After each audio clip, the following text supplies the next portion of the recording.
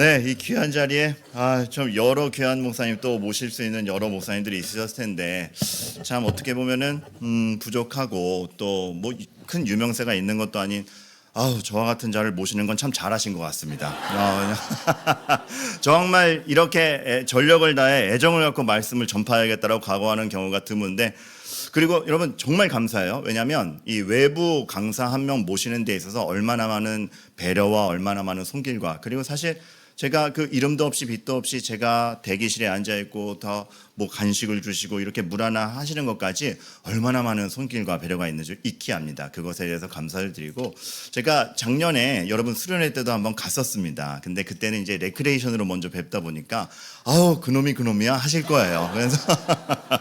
그래서 제가 그때도 그렇고 지금도 그렇고 느끼는 건 뭐냐면, 이렇게 표현해서 죄송합니다. 남의 교회 온 기분이 전혀 들질 않는 겁니다. 정말 가족 같고, 이 믿음의 연대감이라는 게 이런 것이구나. 그리고 사실 이제 분립 개척부터 시작하신 분, 나중에 오신 분 섞여 있겠지만 그 뿌리가 같다라는 그 연대감, 그리고 이 시대를 함께 책임진다라는 연대감이 얼마나 감사한지 모릅니다. 그래서 진짜 저 이 마음 딱 하나입니다. 사실 제가 최정건 목사님보다도 덕망이 있지도 못하고 또 어떤 유명한 교수님보다 더 지식이 높지도 못합니다. 하지만 여러분에게 오늘 전력을 다해서 정말 한 영혼도 그냥 돌아가시느니 없이 말씀을 먹고 돌아가겠다라고 하는 그 의지만큼은 여러분 정말 타의 추종을 불허하리라 생각이 듭니다.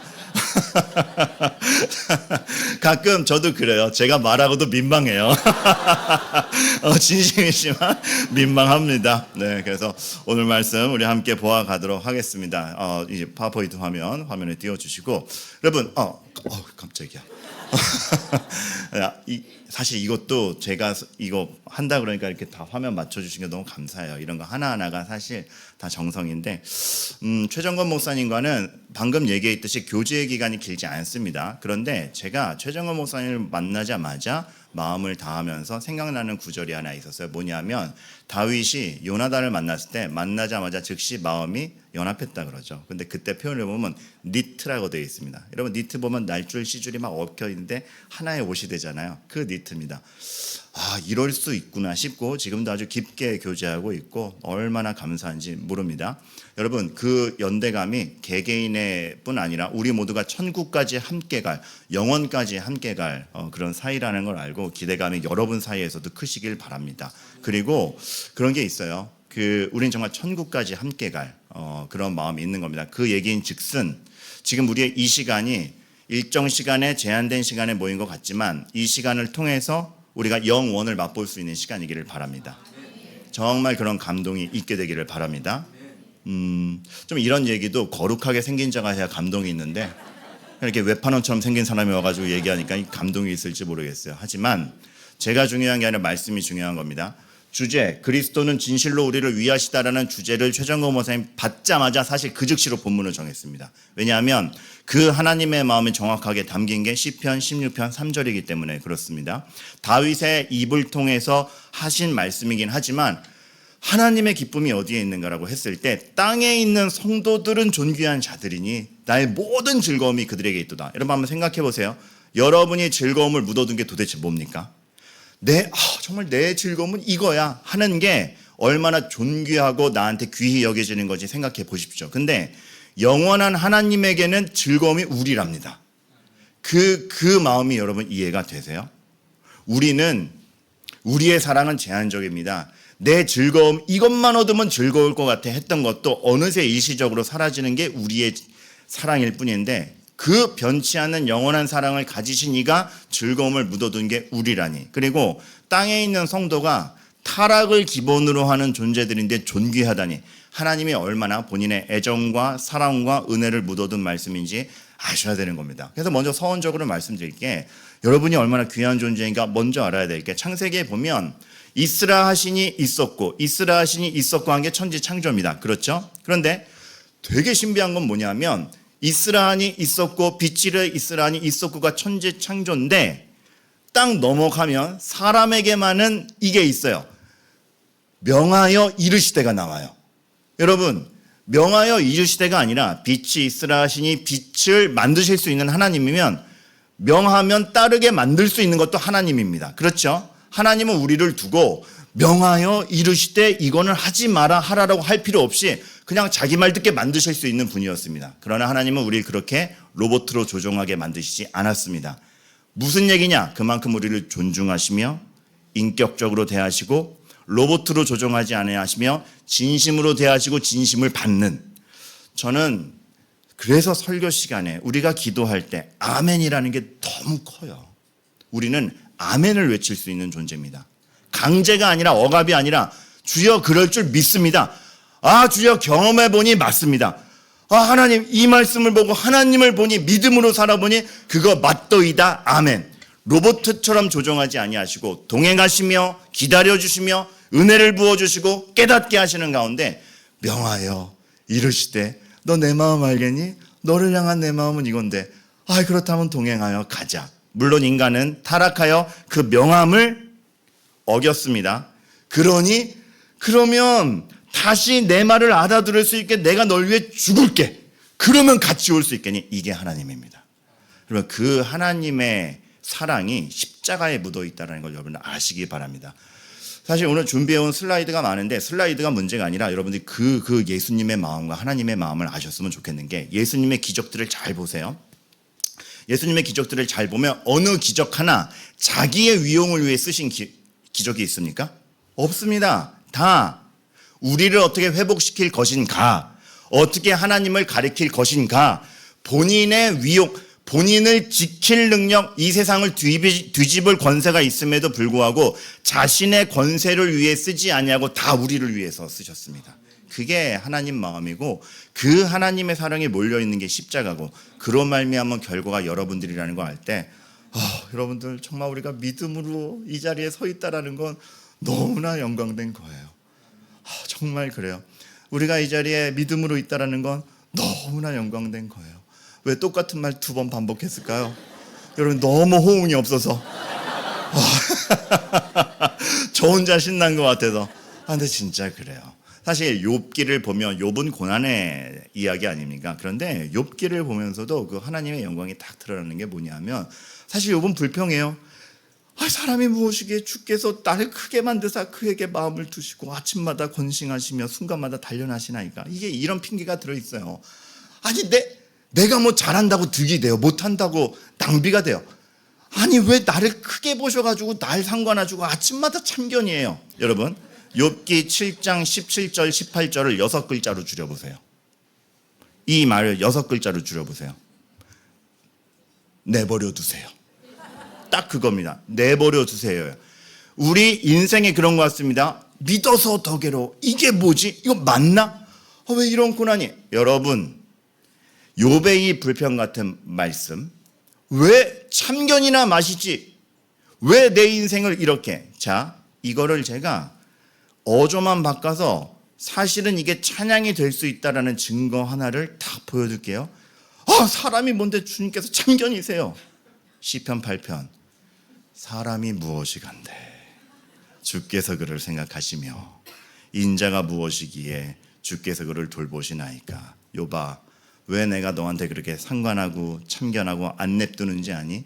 너는 내가 존귀히 여기고 나의 모든 기쁨이 너에게 달려있기 때문에 너를 내버려 둘 수가 없고, 네가 더 깨끗해졌으면 좋겠고 네가 더 온전해졌으면 좋겠고, 나의 형상을 담아 나의 뜻을 알고 나에게 사랑을 고백할 수 있는 건 너밖에 없기 때문에 이렇게 참견을 한다.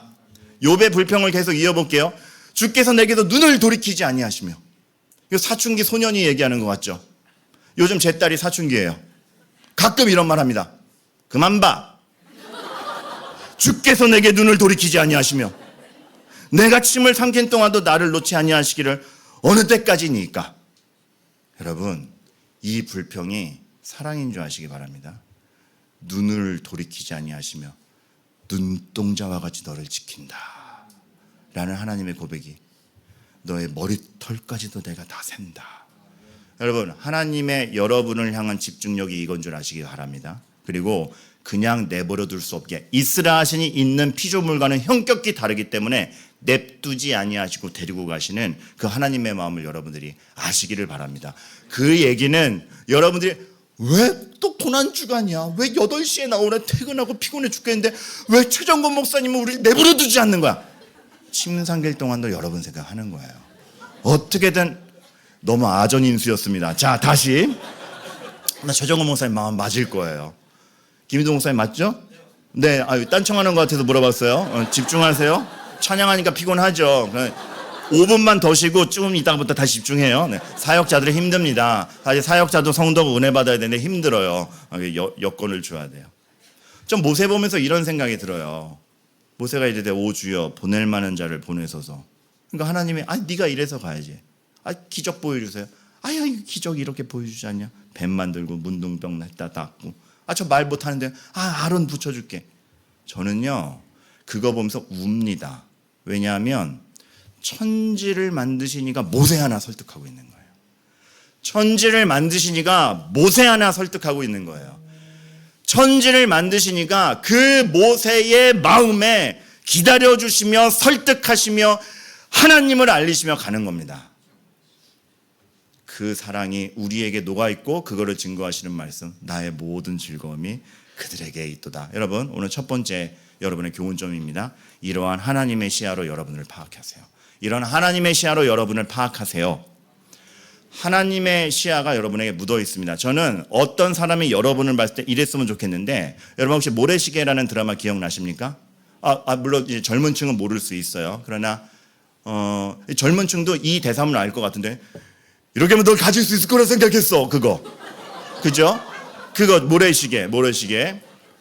근데 이 모래시계 때, 그러니까 여러분 이제 정신 차리셔야 돼요. 저는 이제 거룩과 세상을 왔다 갔다 하는 사람이기 때문에 잘 듣다가 은혜를 취하셔야 됩니다. 아시겠죠? 정신 바짝 차려야 돼요. 근데 여기서 명대사 하나가 제 마음을 후려치는 게 있습니다. 거기서 고현정 씨가 박근영 씨 딸로 나오거든요. 근데 박근영 씨가 어둠의 세계에 있는 사람입니다. 그러다 보니까 박근영 씨가 이 고현정 씨를 후계자로 키우는데 맨날 못마땅한 거예요. 근데 고현정 씨도 그에 적응을 못해요. 그러다 어느 날 큰 책임을 맡겨봤어요. 근데 아니나 다를까 그 어둠의 세계를 조직해가는 게 쉽겠습니까? 그러니까 잘 안 되는 거예요. 그러니까 어느 날 자기 권위가 확보가 안 되고 사람들이 자기 말 안 들으니까 한번 소리를 지른 거야. 날 무시하는 겁니까? 왜 내 말을 듣지 않는 겁니까? 막 고현정 씨가 부하들에게 소리를 질렀어요. 그때 박근영 씨가 딸을 불러요. 그러더니 이렇게 얘기하는 겁니다. 이기고 싶은 목소리를 낮춰. 그러고 보니 여러분 진짜 그래요. 진짜 힘이 있는 자는 소리 지르지 않습니다.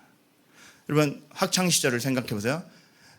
얘들아 조용히 해. 말 안 듣죠? 그러나 좀 앉지? 이기고 싶으면 목소리를 낮춰.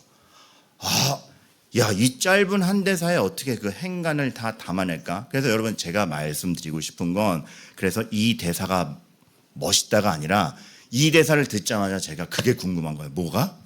작가가 누구야? 이렇게 멋있는 말을 쓸 수 있는 작가가 누구야?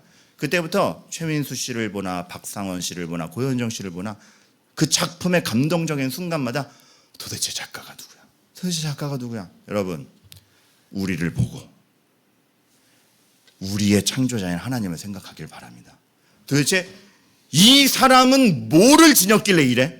이 사람의 말을, 이런 말을 할 수 있게 만드는 창조자는 누구야? 이 사람의 작가는 누구야? 이 사람의 마음에 죄악밖에 없는 우리들의 인생과 달리 이 사람의 마음에 이런 대사를 영혼의 신비에 새겨 넣을 수 있는 그 하나님은 누구야? 여러분을 보고 세상이 작가인 창조자인 하나님을 생각하시기 바랍니다. 왜 거기서 당신은 오래 참어? 왜 이렇게 다 무너졌는데 당신은 웃을 수 있어? 왜 당신은 아무런 소득이 없는 것 같은 데에서도 오른뺨 맞으면 왼뺨을 내밀 수 있어? 우리를 보고 하나님을 보게 되기를 바랍니다. 그리고 세상의 법칙을 뒤집은 십자가를 보게 되기를 바랍니다. 십자가는 실패였는데 오죽하면 제자들이 그리 마옵소서라고 외쳤겠습니까? 그런데 그 실패의 현장에서, 죽음의 현장에서 생명을 만들어내시는 하나님의 진리가 우리 안에 있다라면 우리는 우리를 보고 뭔가 반전을 이루어내야 됩니다. 그건 여러분 보고 어떤 큰 업적을 만들라는 게 아닙니다. 죄로 나올 수 없는 사랑, 죄로 나올 수 없는 오래 참음. 군대에 있을 때 말 진짜 안 듣는 후임병이 하나 있었어요. 개념이 너무 없어요. 그러니까 어느 정도로 개념이 없냐면 너무 곱게 자랐는지 저 때만 해도 군대는 무시무시한 곳이었고 아직 이렇게 안 들으면 구타가 있던 시절입니다. 그걸 당연하게 여기던 때였어요. 대대장이 떴습니다. 막 다 벌벌 떨어요. 벌벌 떠는데 대대장님이 오셔가지고 우리 중대가 너무 삭막하니까 화단은 나중에 화단이 되는데 화단 놓을 만한 자리를 보면서 여기 너무 삭막하니까 꽃을 심지. 그러면 사병들은 뭐라고 대답해야 됩니까? 상식적으로 예 알겠습니다. 되든 안 되든 일단 예 알겠습니다. 근데 이 후임병이 무심코 이렇게 얘기를 한 거예요. 왜요? 난리 났습니다. 그날 이런 게 한두 개가 아니에요. 어떻게 이렇게 개념이 없지? 어떻게 이렇게 개념이 없지? 제가 하나님께 진짜 군대에서 금식 기도한 거는 얘 때문에 처음인 것 같아요. 주여 얘가 어떻게 이렇게 개념이 없습니까? 얘 어떻게 해야 됩니까? 더 미치겠는 건 뭔지 알아요? 교회 다녀요.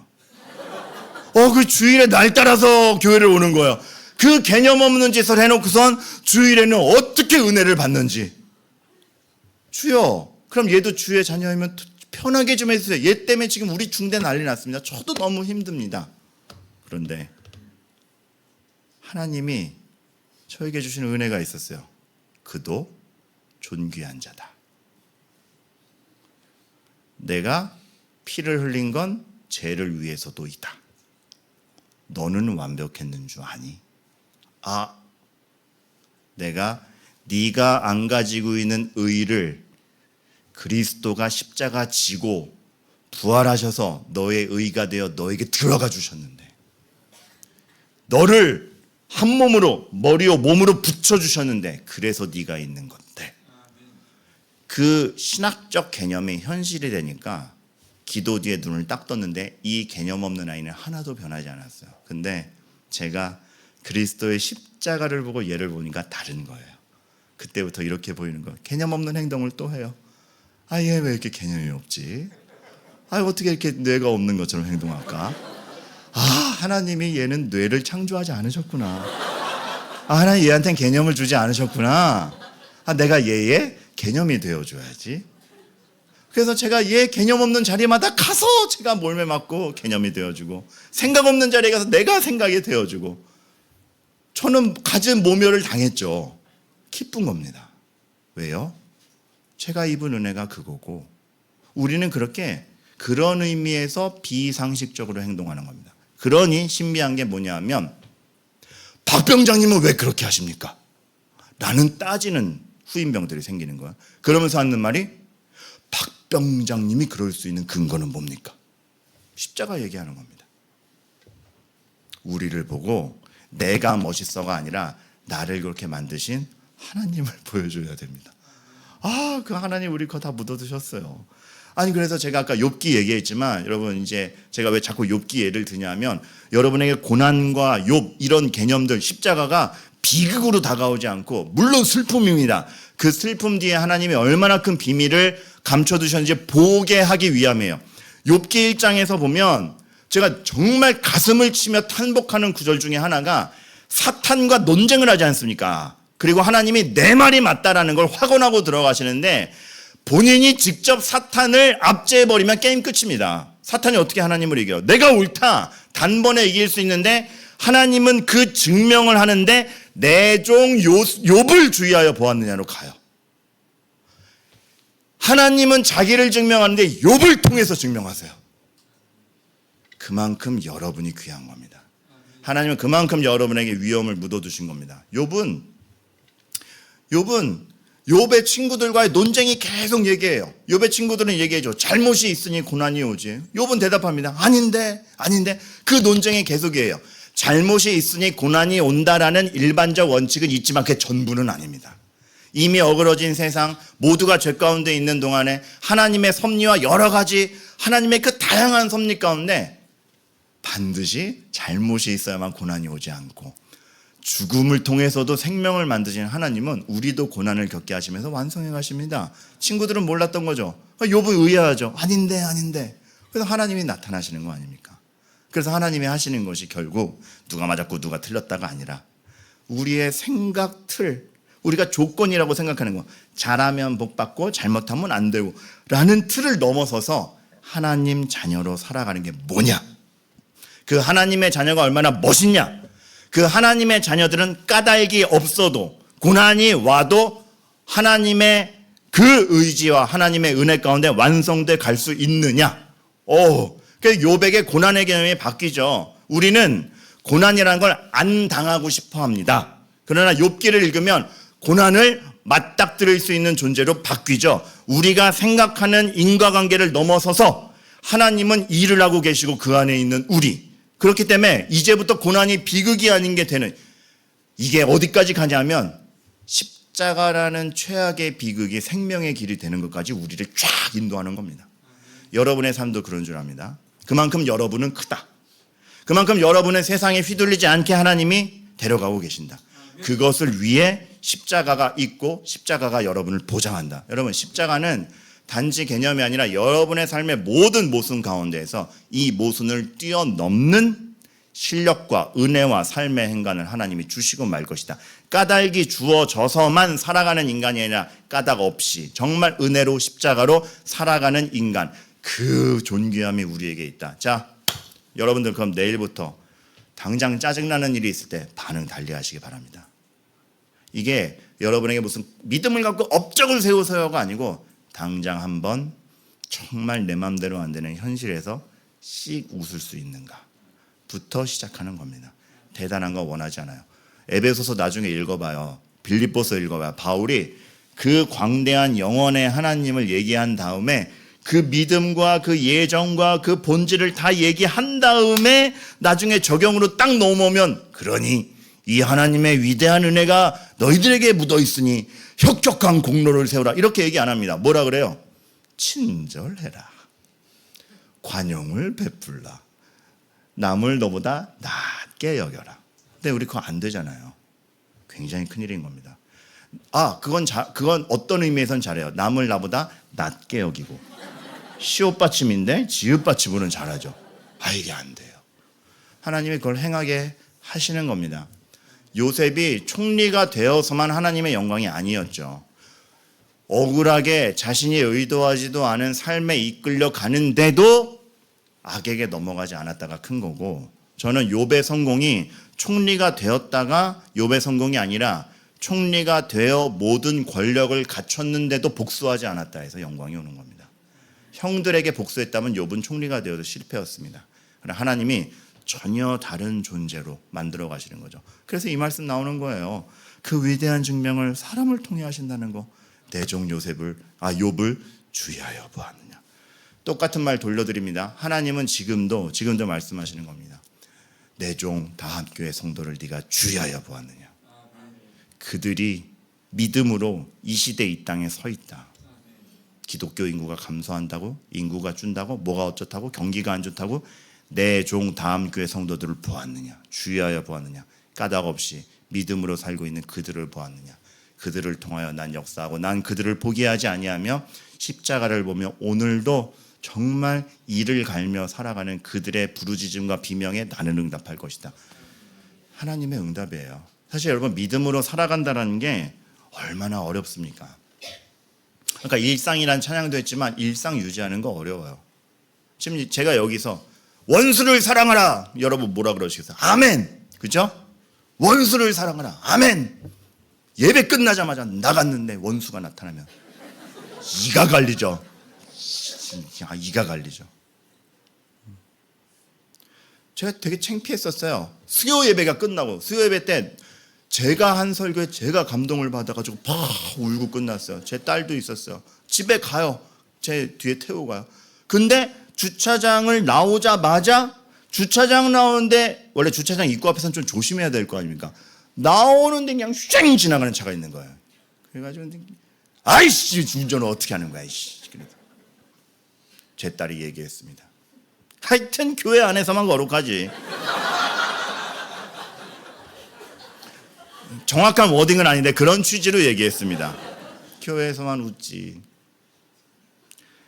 믿음을 아멘하는 건 쉬운데 현실에서 맞받아치는 건 어렵습니다. 근데 하나님이 놀라운 게 그거를 하게 하시려고 그리스도에게 십자가를 지게 하셔서 부활하시고 그 예수 그리스도께 여러분을 붙여서 은혜와 의와 생명을 공급하셔서 그걸 해갈 수 있는 사람으로 키워가고 계세요. 그러다 보니 하나님이 여러분에게 별별 경험을 다 주시는 거예요. 왜요? 별별 상황에서 까닭에 넘어가지 않고 십자가만을 보면서 하나님을 선택할 수 있는 사람이 되게 하려고. 그러면 여러분 하나님의 시야를 가져야 됩니다. 그러기 위해서 여러분 하나님의 시야를 가져야 됩니다. 제가 얼마 전 그 야탑에 가서 경험한 거예요. 어느 건물을 들어갔는데 주차를 해야 되는데 주차가 좁은 거예요. 그래서 이제 이렇게 초록색 라인에 다 차가 세울 수 있는 공간이고 차는 쭈루루루 내려와 가지고 이렇게 돌아서 이제 다음 지하로 날아가야 되는 겁니다. 그러니까 이거를 말로 안 되니까 다 준비해 온 거 아니에요. 얼마나 정성을 다해서 제가 이 다음 교회 온 겁니까? 이제 이해되죠? 홍 목사님 어디 갔어요? 홍대건 목사님, 내가 왜 굳이 파워포인트를 쓴다 그랬는지 이제 이해가 되죠? 다 행간이 있는 겁니다. 저는 이 뒷쯤에 있었어요. 그런데 얼마나 선명해요. 말이 필요 없잖아. 이해가 싹 되잖아. 어머, 그랬구나. 근데 빨간 차 하나가 막고 있는 거예요. 그러니까 얘가 뒤로 안 들어가니까 나머지 차 갈 수가 없잖아요. 그럼 왜 안 가는 거야? 왜 안 가는 거야? 막 앞에 차 빵빵빵빵 막 난리가 났어요. 그런데 왜 이 차가 못 가고 있었냐? 보라색 차를 주목하세요. 얘가 문을 열고 있었어요. 그러다 보니까 빨간 차가 못 들어가는 거예요. 그러니까 빨간 차도 열받죠. 근데 그걸 모르는 우리는 계속 빵빵하다가 결국 파란 차의 맨 앞에 무서운 아저씨가 있었는데 그 무서운 아저씨 내린 거예요. 뭐 하는 거야? 그랬더니 빨간 차도 오고 그래서 뒤에 봐요. 저 차가 문 열고 있어서 못 들어가는 거예요. 그 무서운 아저씨가 다시 보라색 차에 가서 뭐 하고 있는 거야 하는 순간 이 무서운 아저씨에게만 보인 게 있어요. 문을 열고 휠체어를 꺼내놓고 이 청소년 정도 되는 아이를 이렇게 들어가서 막 앉히고 있는 찰나니까 못했던 거예요. 그러니까 손가락질 하던 아저씨가 요 손가락질을 멈췄죠. 근데 뒤에 차에는 또 안 보이잖아요. 그러니까 두 번째 차와 저는 또 빵빵한 거죠. 그랬더니 무서운 아저씨가 어떻게 할게요? 빵빵대지 말라 말이야. 방금 전까지 지도 빵빵해 놓고선. 시야가 조금만 더 확보돼도 태도가 달라집니다. 여러분, 눈에 보이는 것만이 아니라 하나님이 이렇게 하고 계시구나를 알 때에 여러분의 태도가 바뀝니다. 제자들의 시야로 생각해 보세요. 왜 죽으러 가셔? 그럼 뒤따라갔던 우리는 뭐가 돼? 우리를 위해서였던 거예요. 휠체어 태울 시간이 필요했던 거예요. 자라날 시간이 필요했던 거예요. 진심으로 인격으로 대하니까 강압이 아니니까 아멘할 시간을 기다려주신 거예요. 그래서 모든 값은 치러주신 거죠. 첫 번째 적용점, 하나님의 시야로 여러분을 파악하세요. 다 달라집니다. 그럴 수 있기를 바라겠습니다. 근데 여러분, 진짜 놀라운 건 뭐냐면 제가 오늘 설교를 준비하면서 적용점을 5개 준비해 왔어요. 1번이 끝났어요. 근데 제가 약속한 30분은 지났어요. 더 놀라운 건 그래도 충분해요. 2, 3, 4, 5가 궁금하면 내년에 부르시든가. 그런데 저는 이런 소신이 있습니다. 제가 더 말한다고 은혜가 가는 게 아니고 그 교회가 하는 틀을 깨는 건 예의가 아니라고 생각합니다. 그리고 제가 이럴 줄 알고 1번에 최대한 많은 걸 담아왔습니다. 진짜로 여러분, 하나님의 시야로 여러분을 파악하세요. 정말 십자가 보고 얘 왜 이래요? 십자가 보고. 이 상황이 뭐 이래요? 십자가 보고. 하나님의 시야로 여러분을 파악하세요. 여러분을 쓰러뜨릴 것이 없고, 여러분의 자존감을 낮출 것이 없고, 여러분의 완성을 방해할 것이 없습니다. 여러분, 예수님이 죽으셨답니다. 다윗이 압살롬 살리고 싶었죠. 왕으로선 반역자니까 죽여야 되는데 아들로선 살리고 싶었죠. 어쩌지도 못할 때 전장에서 압살롬이 죽죠. 압살롬이 죽었습니다. 자기를 위해 목숨 걸고 싸운 장군들을 격려하지도 못하고 그렇다고 대놓고 슬퍼할 수도 없고 벽을 치면서 울어요. 압살롬아 압살롬아 내 아들아 내가 너를 대신하여 죽었더라면.